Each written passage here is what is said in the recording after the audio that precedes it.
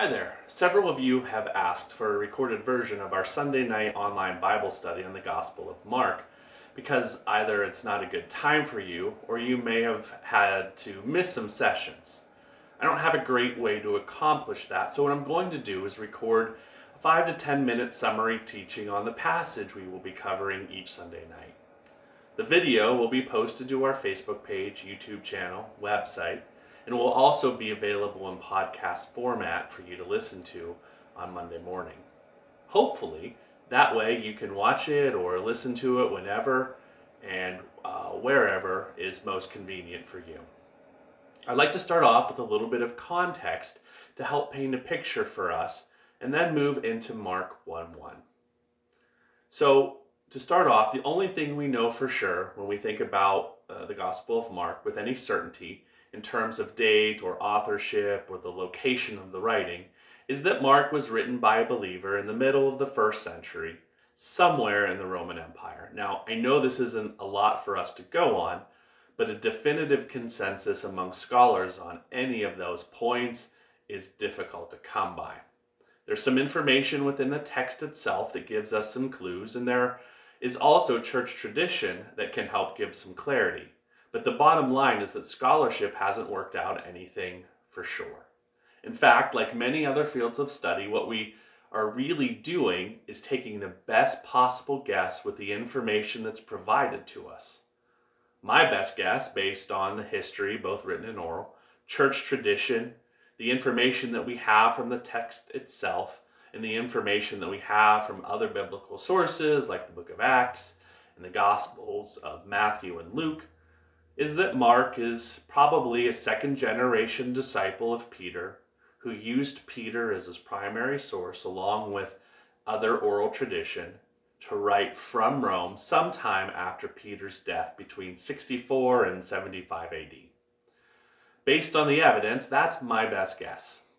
If you're up to doing some reading, I provided a more in-depth analysis regarding the date, authorship, and location of the writing for the Gospel of Mark for you to read in the video and podcast descriptions. We just don't have time to cover all of that information in a short video like this.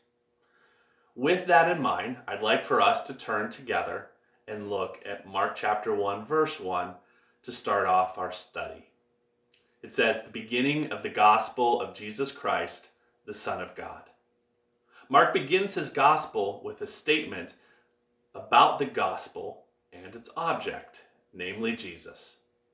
Mark makes a couple of pretty bold assertions about the identity of Jesus at the very beginning so that there's absolutely no doubt about who Jesus is moving forward for the reader. He wants it to be crystal clear who Jesus is, despite the fact that almost nobody in his gospel realizes who Jesus really is and what he's about until the end, if the realization dawns on them at all. So for an example, we don't hear a clear statement from Peter about Jesus as the Messiah until chapter 8. And even after his declaration, he still has no idea what Jesus as the Messiah is doing or what that assertion is going to mean. Jesus repeatedly tells his disciples throughout the gospel he's going to die and be raised from the dead, but the disciples don't have any understanding of what this really means. The major players in Jesus' story, other than John the Baptist, don't seem to have any idea what is happening or how this is all going to play out. In contrast, the reader of the gospel is aware from verse 1 who Jesus is to Mark, but we find out as we read, most of the folks in the gospel are going to struggle to figure it out, and then the struggle to come to grips with what it all means. So then the first verse functions as a title and an introduction to the topic of the gospel. Mark comes right out of the gate telling us exactly what his gospel is all about. Right away, you as the reader know exactly who Jesus is. He's not only the Messiah, but he is also the Son of God. That's Mark's starting point, and that's our starting point as we read. For Mark, and for us as his readers, this is the beginning of the story of people figuring out, people learning that Jesus is both the Christ, the Messiah, and the Son of God.